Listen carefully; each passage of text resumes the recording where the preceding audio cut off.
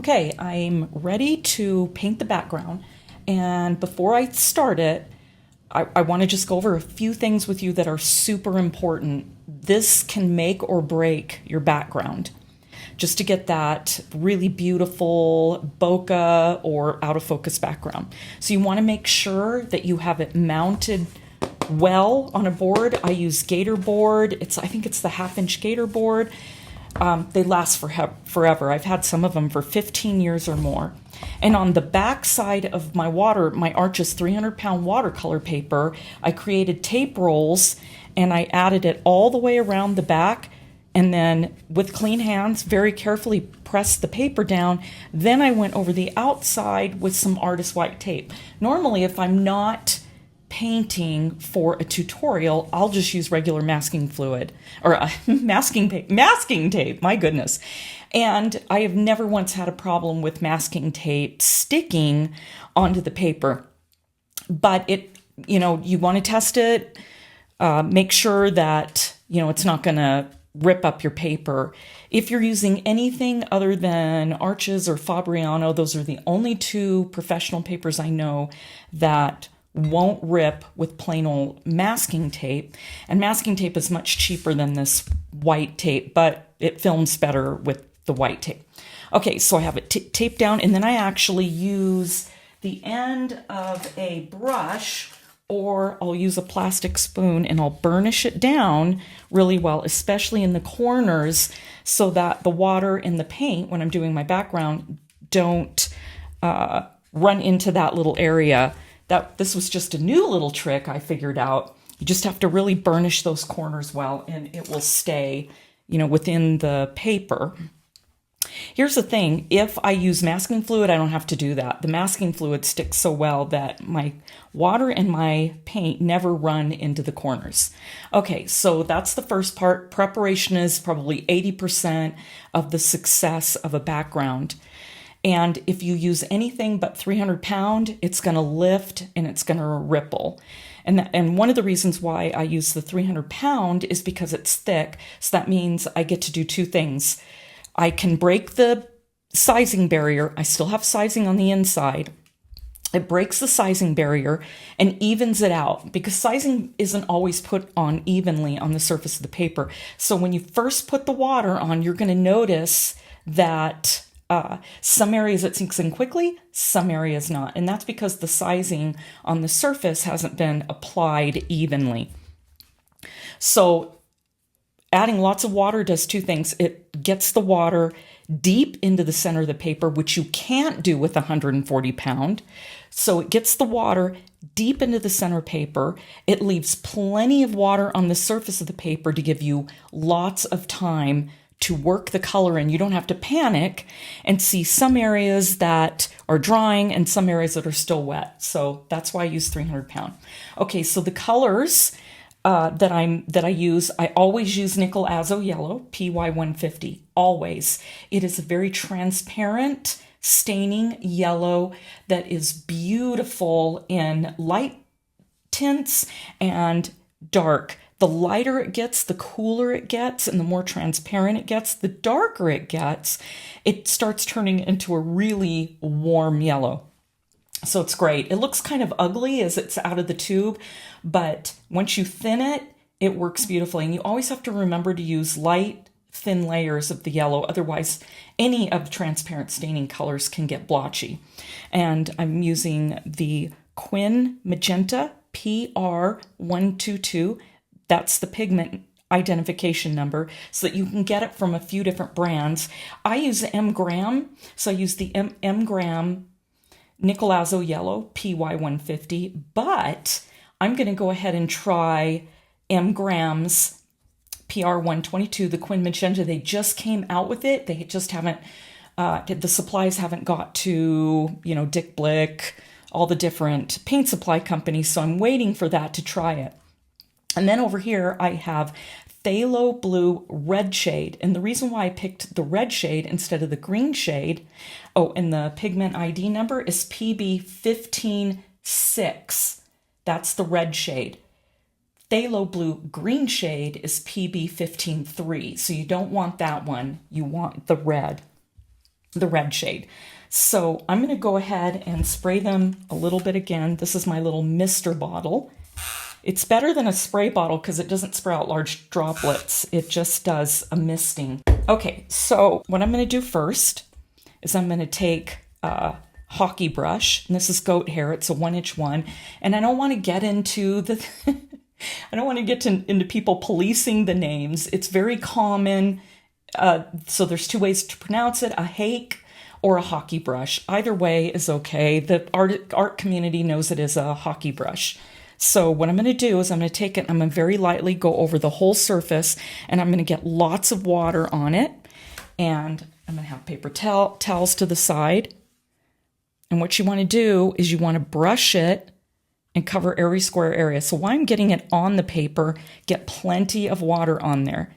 So I did add the tutorial on how I masked the flower. On the inside, instead of masking it and wasting masking fluid, I used Glad Press and Seal, and it doesn't leave a weird texture. There's something in it, probably like maybe a little thin layer of wax that presses it down to things, but I have never had a problem using it.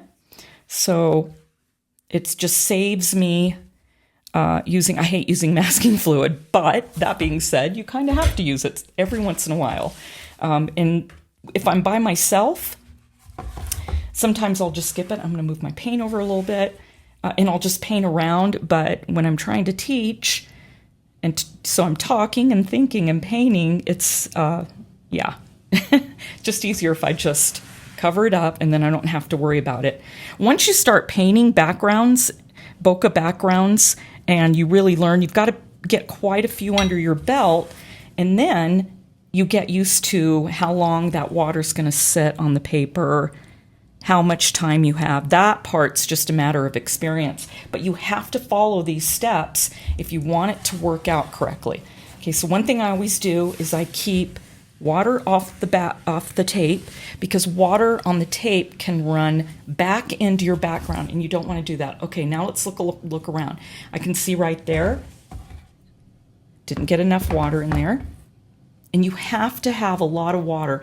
I'm tipping it so you can see exactly how much water is on my paper. What you want is you want this water to roll to the edge. You want enough water on this surface that it's rolling around on your paper.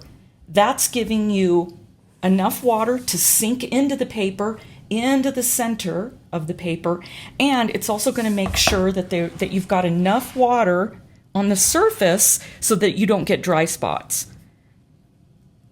So it takes a minute for it to sink in, and I'm going to keep lifting and rotating it and making sure that the water goes everywhere onto the board. It's a little bit harder when you're using, or when you don't have elements going off the edge of your paper.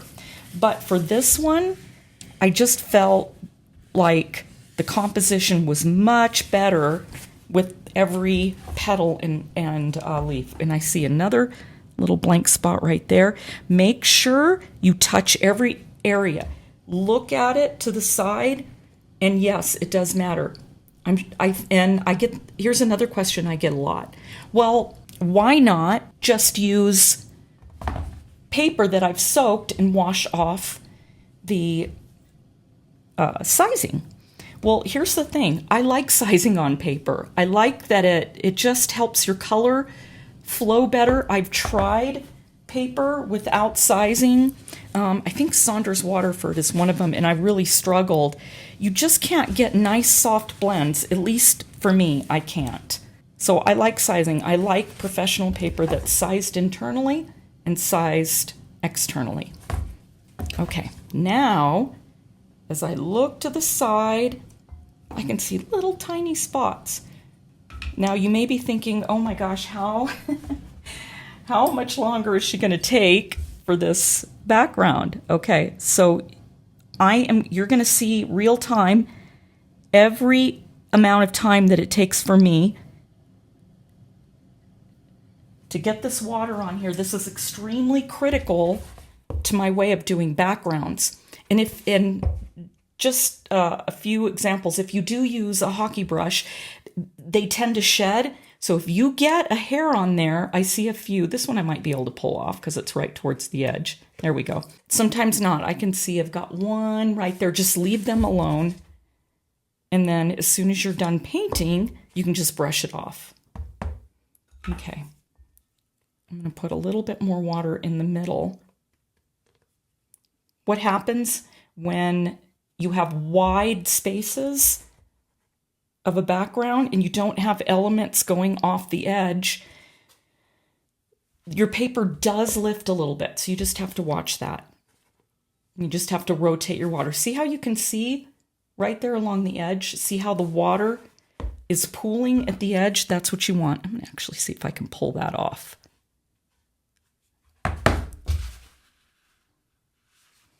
Just add a little bit more water. It's going to take a lot of water. Don't be stingy with water. Make sure, see how it's rolling across the paper? That's what you want. Once it starts rolling across the paper, you know that you have plenty of water on the surface. So that's going to give the water enough time to sink down into the paper. And then it's going to leave plenty on the surface so that you don't get areas that dried out.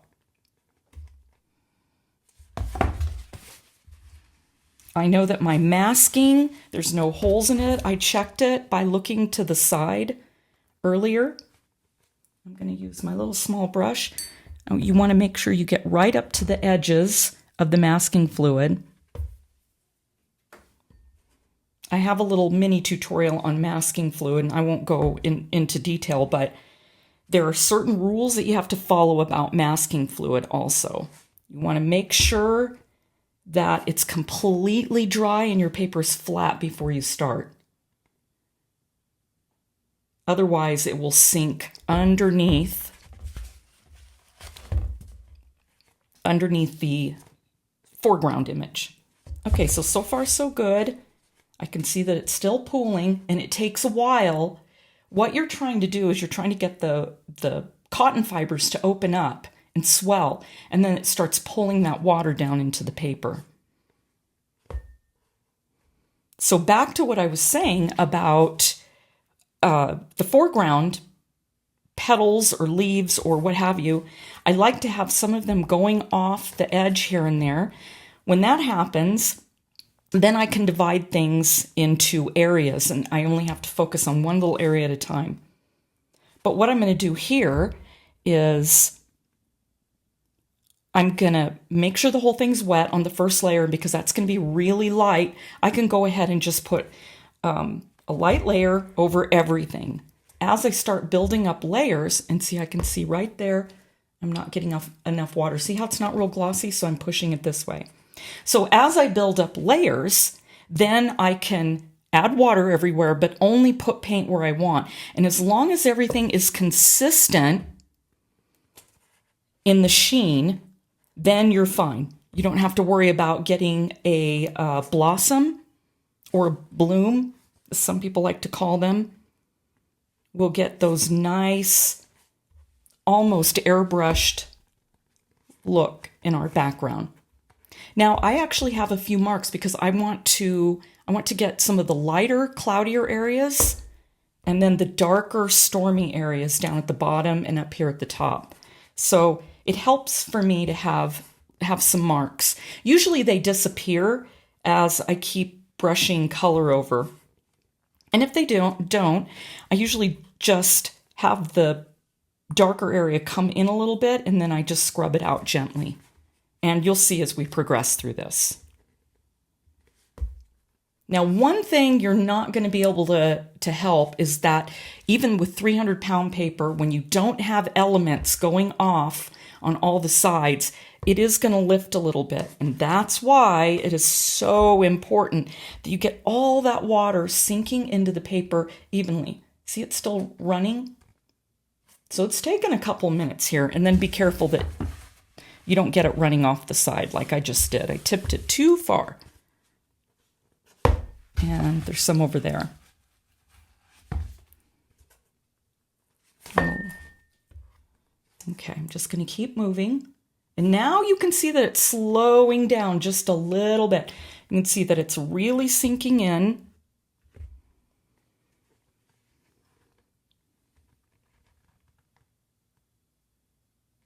And I'm not worried about it crossing the paper because I have that Saran Wrap press and seal, or it's Glad press and seal.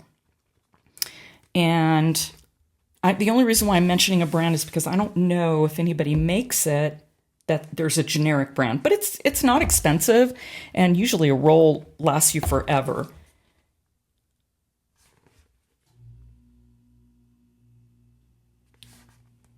And again, I only use it when I have to do a large background and there's a lot of little areas I have to get into. What you want to do as the water starts sinking in, I'm going to set this down for a moment and I'm going to take a small brush. I'm going to put my, I'm not going to use the hockey brush. I'm going to use one of my big silver white brush is a number 12. This is kind of different. Most people like natural hair brushes, but I always feel, unless it's a certain reason why I need a natural hair brush, I prefer synthetic brushes. Okay, so now what I'm going to do is I'm going to make a gray. So I'm just taking a little bit of yellow. Now I'm going to take some blue. You want to make sure you agitate it well with your brush so that all those little pigment particles are agitated. So now I'm going to use just a little bit of the red. And I'm going to see how I'm doing. Okay, now it's kind of a, I don't know what you call that, it's kind of like a greenish. Still, see, that's pretty good, but I think I want it bluer. So I'm going to come over here, pick up a little bit more blue. Just keep pulling the color into the middle. And now let's see, because we want a really light layer that I'm going to be putting on. And I like that, so I think I'm good. So if you're asking why wouldn't I just use Payne's Gray or a black, because I like my paintings to have harmony. And I don't want to have to worry about the flatness of Payne's Gray and or what's mixed in a certain brand to make that Payne's Gray. Okay, let's get a little bit more and a little bit more blue. So let it all kind of blend together. Okay, I think that's good.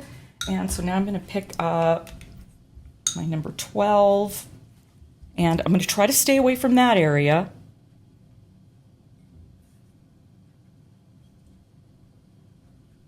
Be very gentle with your brush. One thing that's nice too about using 3 colors is you can change it if you need it. You can add a little bit more red.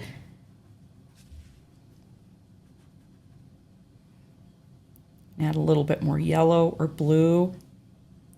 See, now I know that I have my color in just, and the paper is saturated just correctly because I'm not having my color shooting across the paper.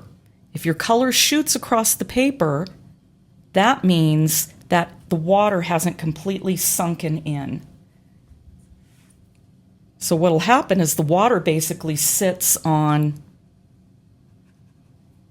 the top of the paper instead of sinking in, and it will just go where you want. I want to have control over where my paint is going. Hold my brush at the side a little bit, see if I can pull that down. Okay, one thing to keep in mind of, keep your sides really clean. And as long as you have enough water on the paper, you have plenty of time to do this. Okay, so now, see how the minute you put color down, what happens is not only are you depositing color on the paper, you're also depositing, oopsie, and I didn't want so much gray to go in that area, and that's where my scrubber brushes are going to come in. Okay, let's get a little bit more color right there.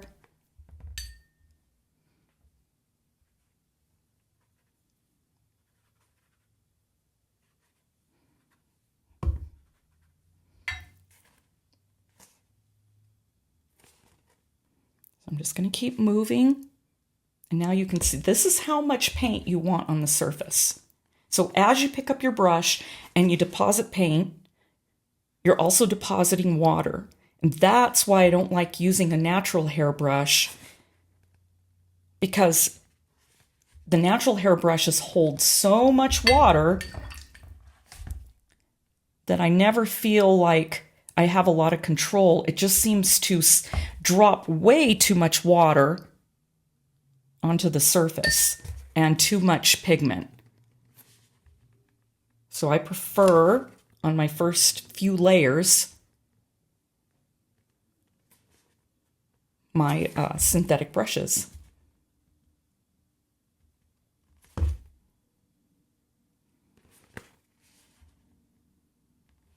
So see how I keep going back and forth. Now I'm going to pick up the excess color that's been flowing around the outside because I don't want that running back in. So you want to keep that clean. I might have a little bit too much. I'm going to pick some of that up. See how I'm kind of leaning it, letting a little bit of that color move off. And then once you feel like the color is really in, and you can see that it's moving slower and slower, then you can rotate it less and less. See, like I already know an area that I'm going to struggle with a little bit is right there, because that's where the paper's lifted.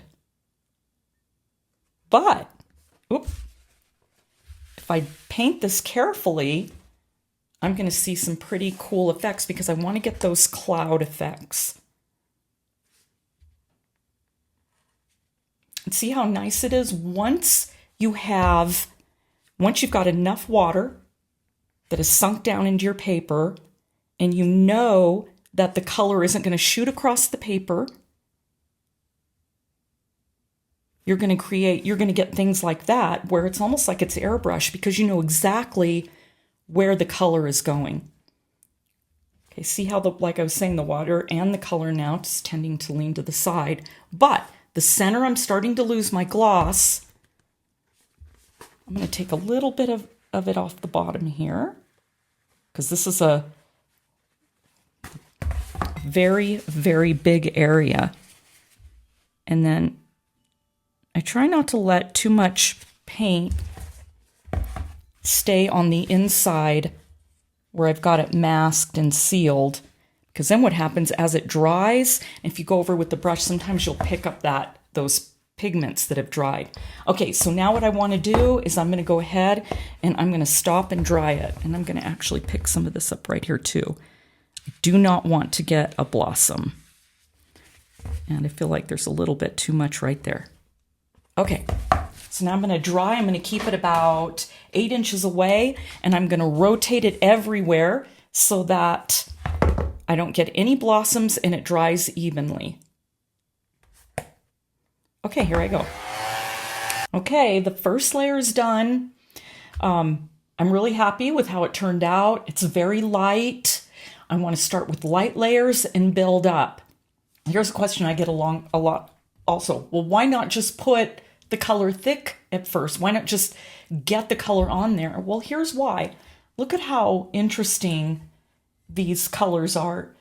You can see how as the water's drying, all the color is kind of separating. Like you can see the red, not so much the yellow, but you can definitely see how the red and the blue have separated out. And when you look over in some of these areas, that's when you can really see how the color separates.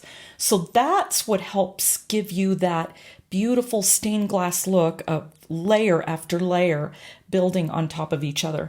Now, the great thing about starting light and keep working your way and building darker and darker colors is you start getting depth in your background. You start getting that out of focus bokeh look.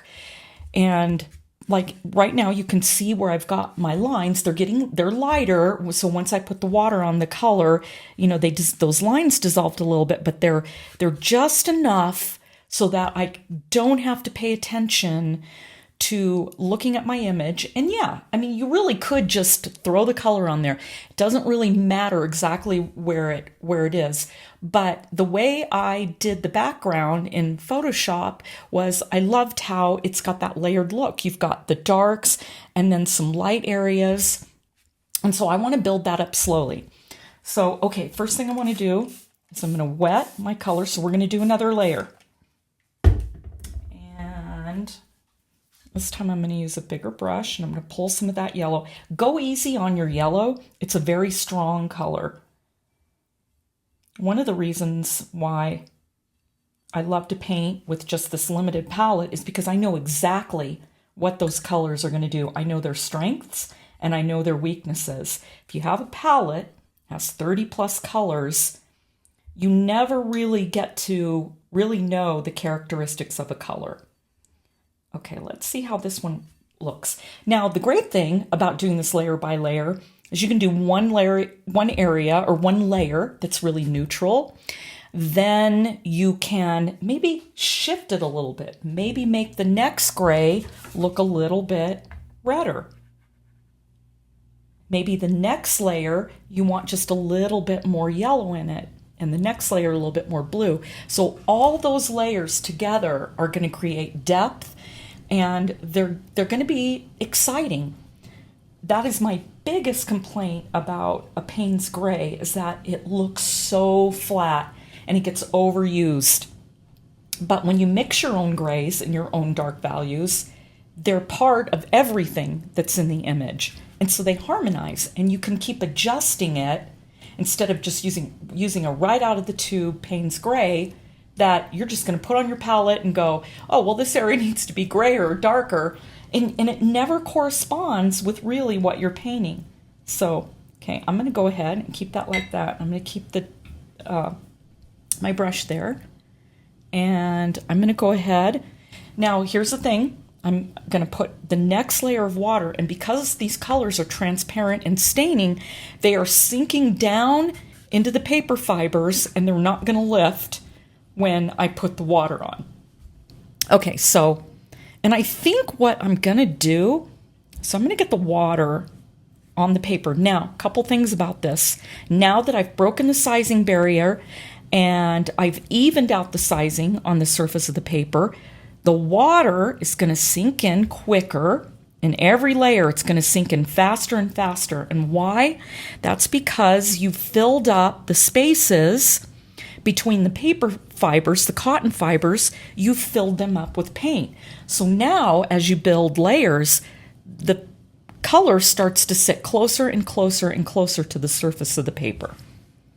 Okay, I'm just being very gentle. One thing I want to watch out was that line of color that didn't like coming over here into the middle. So I might start and just put the colors right over in this area and let them roll that way, because I don't want to get a stripe. So think about that. No matter what size you've made this, think about that when you go to add your second layer, because now you see what happened in the first layer. That's one of the reasons why you want to make it light. That way you can see any areas that you were having some issues with.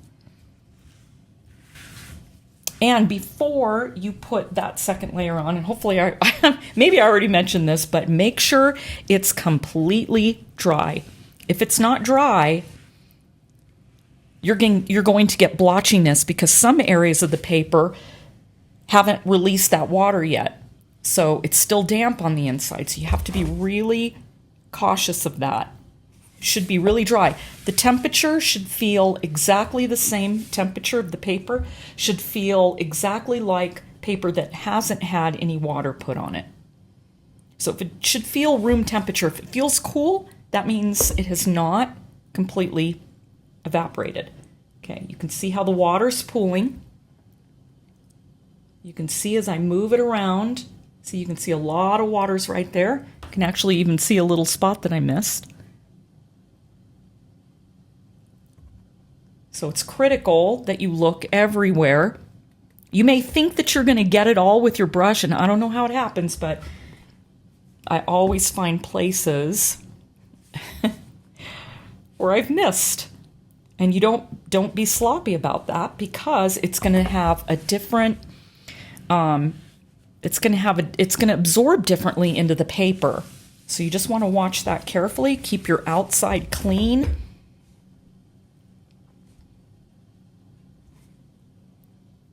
But I promise you, once you take your time and do this, you're going to be so excited when you look at what you build up and you think, oh my gosh, I've created that out of focus background. Just like you see in photographs. I love it. And don't be scared.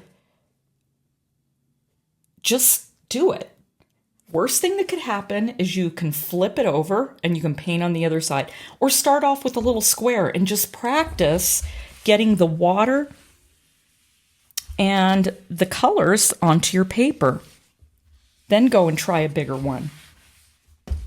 Start out small and work your way up to bigger stuff.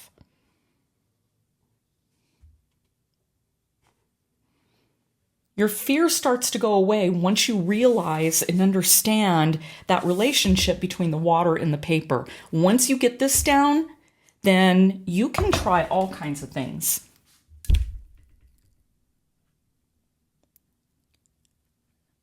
See, I even missed little areas right around the edge. Sometimes it's good just to take a brush and move it right around the edges where the masking fluid is. Okay. Good, see? It's rolling across. I found just one more little area down here that didn't get paint or water. So I'm just going to clean it again. Now it's moving back there.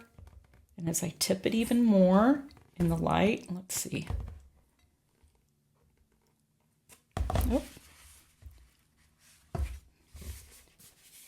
Look at how nice and glossy it looks. That's what you want. If you've done the first step correctly, by the time you get to your second wash, you'll almost see the sheen changes just a little bit. I don't know how to explain that really well, except for it just looks, the sheen ends up looking smoother.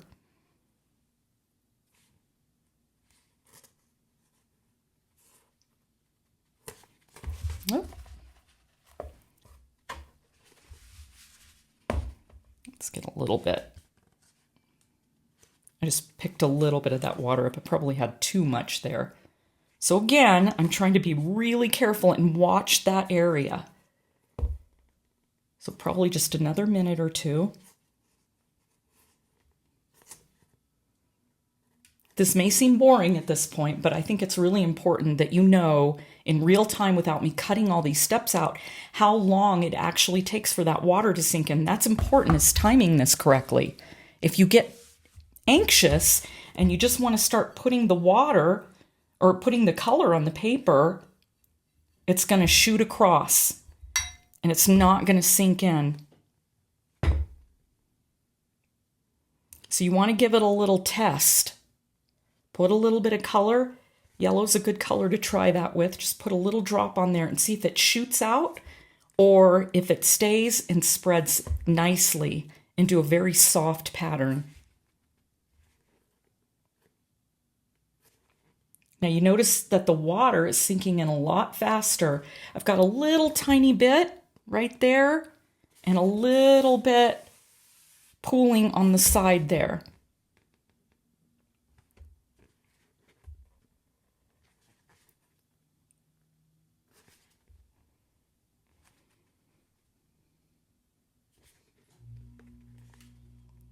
Can you believe that? There's still even a little area right there. I'm just going to touch it with my finger.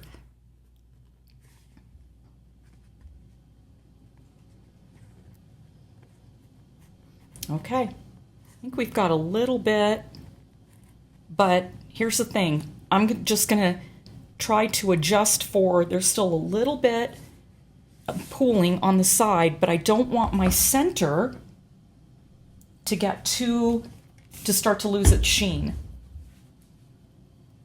You know what? I think I need a little bit more red in there. I don't want it to be too thick. Okay, so I'm going to start down in this area. Now I'm going to try to be more selective and pay attention to where I want my shapes. Let's get a little bit more water in there. And you know what? I don't know how many layers this is going to take. All I know is that after, one thing I'm really bad about is I don't do very well in where I can tell exactly what the colors are doing. Whoops, let me pull that down. Like how dark they are. So I would rather just take my time and just do light layers. And I know that because my paper is staining, or my colors are staining, that they're not going to lift. Now I will say this, as your colors build and as the saturation and the value picks up, the colors are going to kind of move around a little tiny bit, but that's usually after quite a few layers. As long as you let it sink in and get into those fibers and stain those fibers, you're going to be okay. If you don't, though, and the color sits on top of the paper, that's where you're gonna have trouble. Okay, I'm going to put that down, and I'm going to clean up the edge.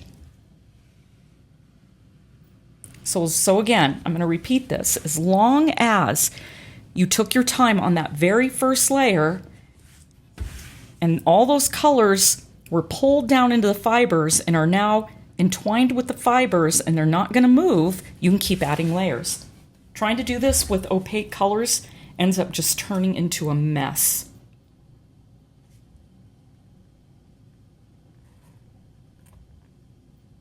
See, I'm really glad I broke that up a little bit and just didn't have a lot of color right there.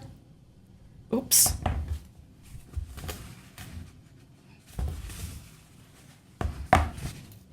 Okay, let's go along the side. May have to take my brush and just kind of help areas along. Right here, I just want to pull that down there.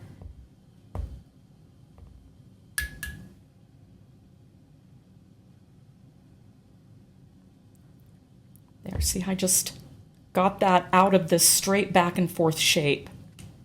So you really got to watch that. Make sure that your shapes are organic looking.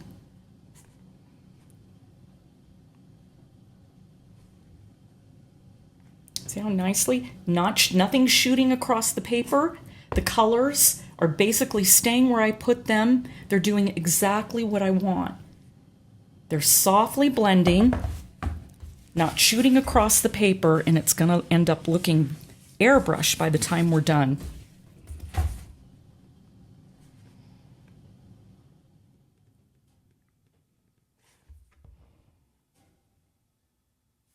See how they're moving?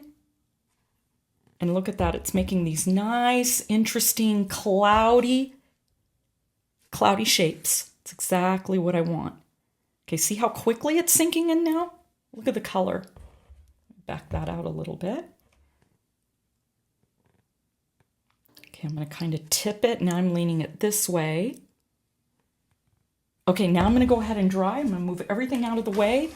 And remember to stay about 8 inches away and don't stay in one area. Make sure that your hairdryer moves around. All right, I think everything is looking pretty good. It's darkened up a little bit. I've built up that second layer of color.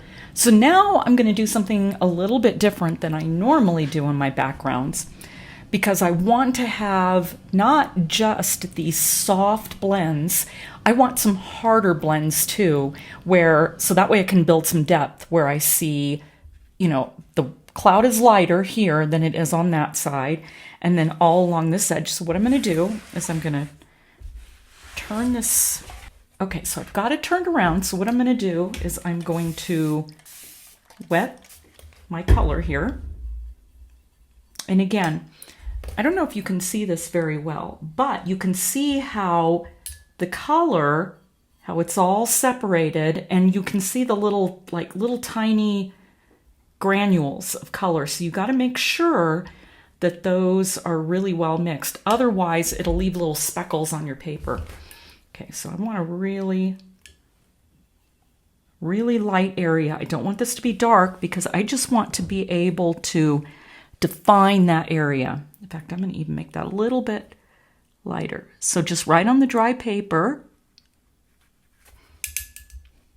And then I'm going to follow right along with some water and just blend it out a little bit.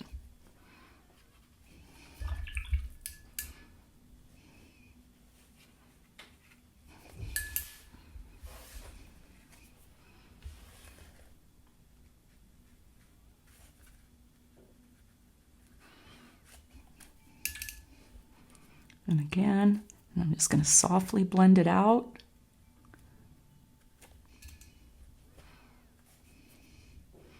And a little bit, let's see, right up to the edge of the bud. Actually, I'm going to get another brush. I'm going to get that small hockey brush. This is the, I think it's a 1/2 inch. Yep, it's a 1/2 inch. I'm just going to pull that color down a little tiny bit and then just let it kind of blend into the rest of the background. Now I'm just going to take a little bit of water and just soften these edges a little bit so it looks like there's a little bit of that background kind of peeking through. And then water. And you want to try to vary your lines a little bit. You don't have to go far with this, and because I'm going to be going and doing a section of this, I just wanted to make some defining areas of where those lines were. So you can really kind of see where I'm going with it. And I'm just going to soften it a little bit. And just pulling it down. Same over here again. Just grab the edge a little bit and just pull it down and around. That way you don't have a hard edge. So what's going to happen is, now that I know where that edge is, I can come back in here and I can add some more layers so that we can build some depth. And then I can come in with some solid water and color and then deepen and darken this area. So that way we have lighter lighter clouds and darker clouds. Here's another little edge. If I can see where I just was, I think I'll keep it this direction. Okay, now lots of water. You don't want to go dark with this. And I'm just moving my brush around.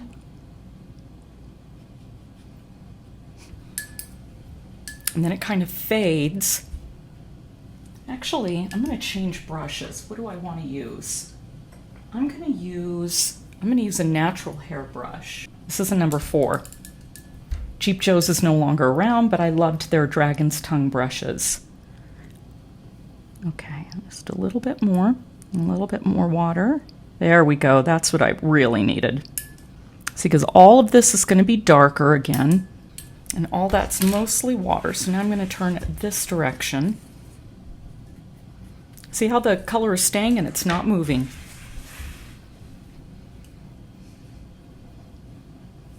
Okay, that comes over here a little bit. All I'm doing is just defining where those front clouds are.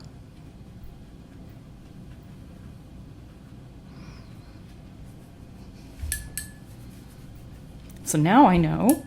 Oh, and then there's one little area right here.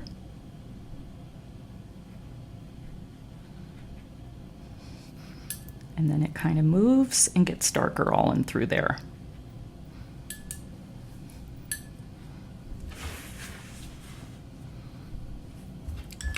So now I'm going to turn this. I'm going to add a little bit of water. This time I don't need a lot. Now that everything's getting sunken or now that all the layers have really sunk into the paper, I think I'm okay. See how quickly the water's sinking in? So I'm going to move my brush up to this middle section here, and then even a little bit there. Okay, now I'm going to put that down. And again, I'm going to take some very light color.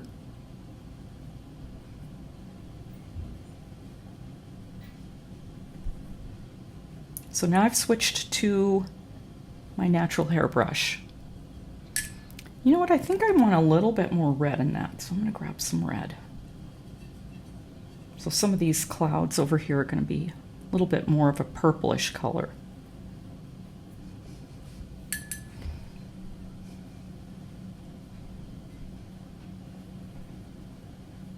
And again, I'm just moving the color around. It's not perfect.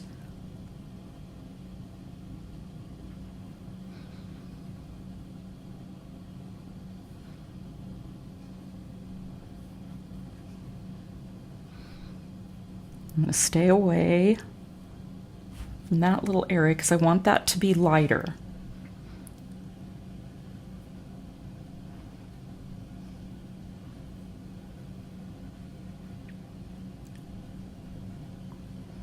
Let's get a little bit more red in there.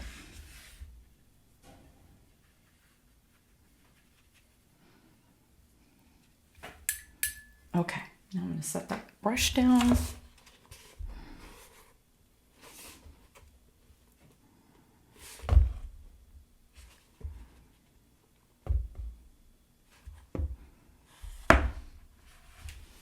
Now I'm going to take that same brush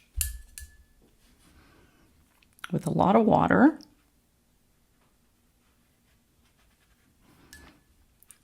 and just let it meet with the area that I just painted.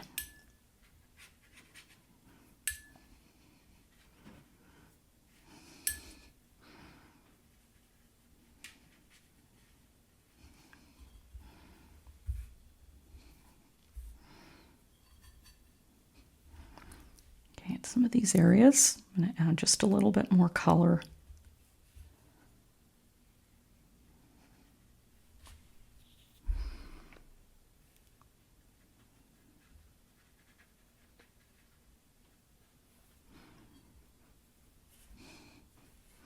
And a little bit more right in here.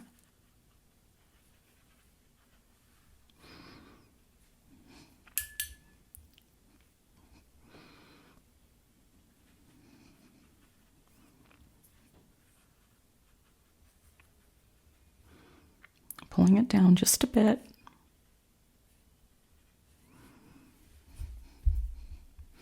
Okay, now I'm going to set my brush down.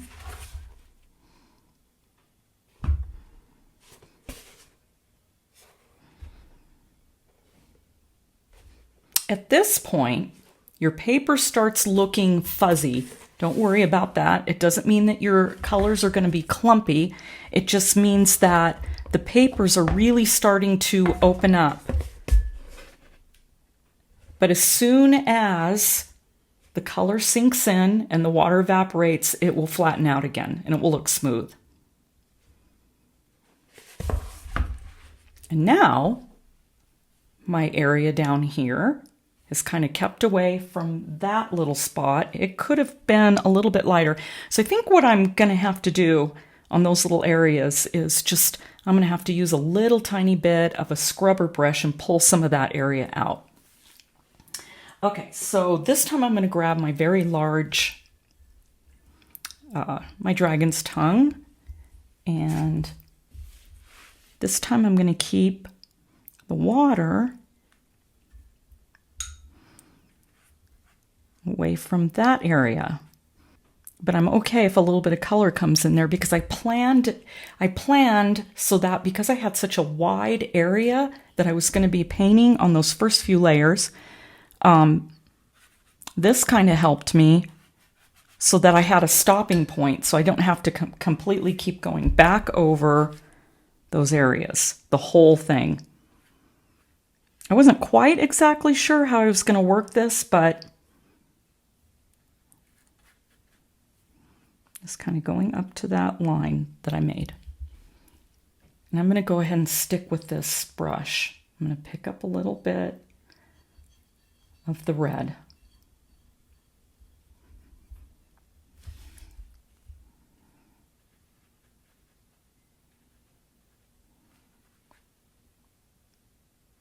I'm going to stay way away from that edge.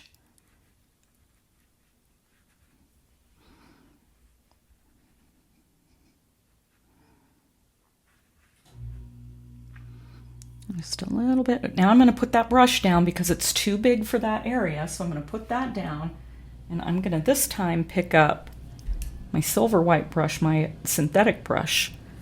And I'm just going to use the point of it. That's probably a little bit too dark, so I'll move it around.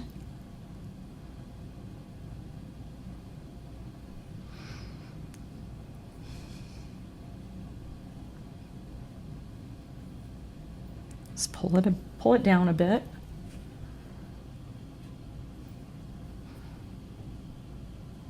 Okay, now I'm looking over it here, and that's still nice and glossy wet.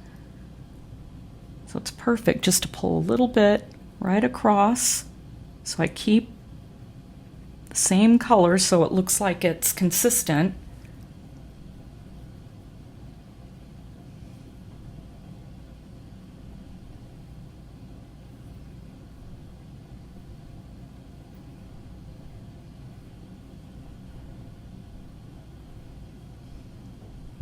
And right up over here.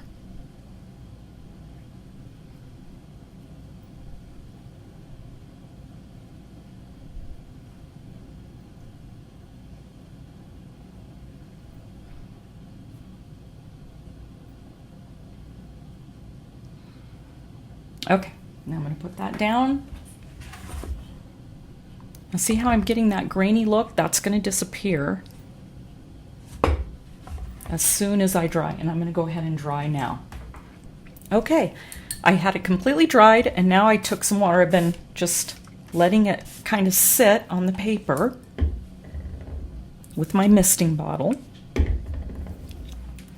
And I'm going to add darken this up just a little bit of color. Now I'm kind of making it in a smaller area instead of spreading the color everywhere. So I want to get a little bit closer to that edge.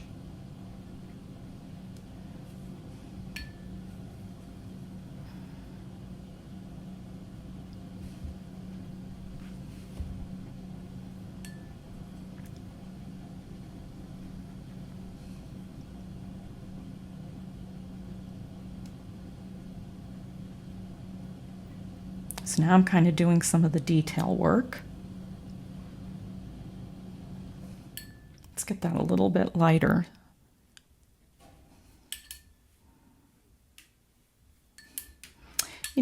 And what I'm going to do is I'm going to come over here and grab just a tiny bit, that yellow, see that there? And I'm going to pick up some of that red. I'm going to drop it into that yellow. Let's get a little bit more. So now I've made it unsaturated because some blue had worked its way over into the yellow, and by adding some of that red, see how it's really unsaturated? So now I'm going to take a little bit of that, and I'm dropping it in. Let's get it even thinner.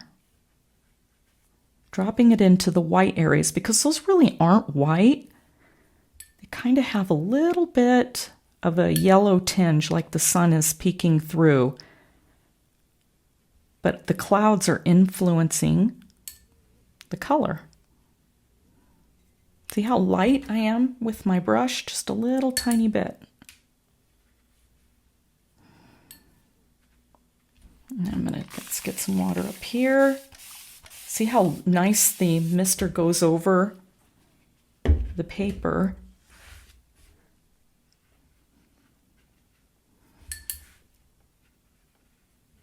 And just gently putting very watery color down.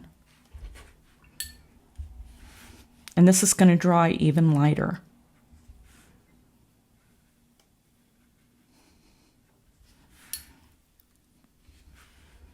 going to take a little bit of this darker color and a little bit more of that red and move it in here. And I'm going to hit this with a little bit more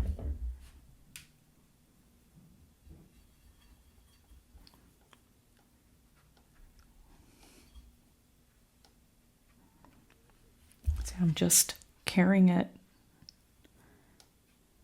down. I want the color to still say stop. I want the color to stay soft as long as it's still nice and glossy. You can get away with a lot more too once you have, let's get back over here. Once you've had a couple of layers. See, that needs to be even more watery.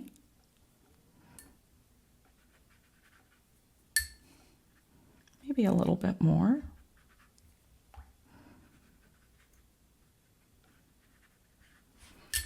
Okay, it's a little bit darker up here in the corner.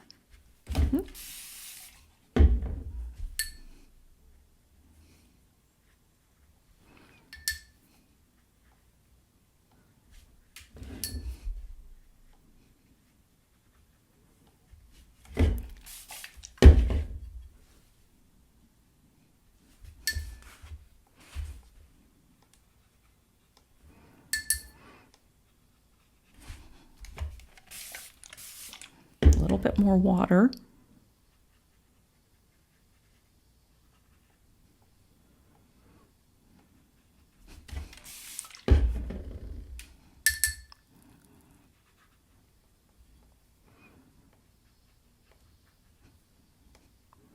A little bit more color right down.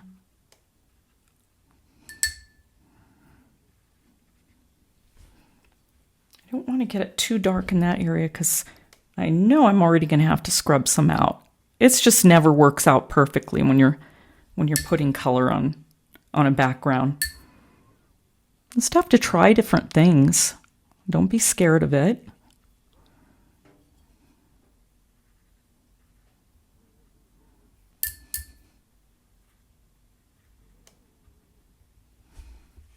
Okay, let's see how we're doing over here. All right, so now let's make sure.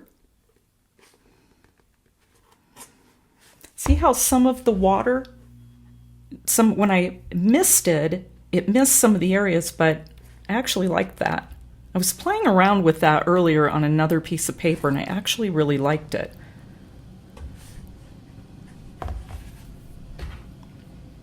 Okay, so I'm just gonna move that around right there.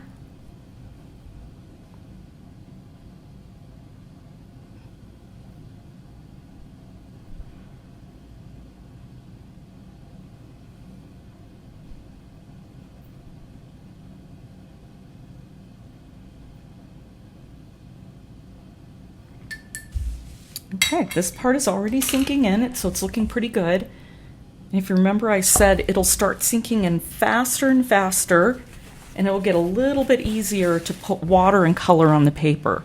Those first two layers are the hardest. And I'm just cleaning it off. See, I'm not getting any blossoms. I was able to play around with the color. So now I'm going to dry it again, and then we'll see how it starts to look. So I'm at the end of part one, and I'm going to finish up the details that I want to get. I want to get those nice crisp edges, and I've slowly been working my way into it. So that will be in part two.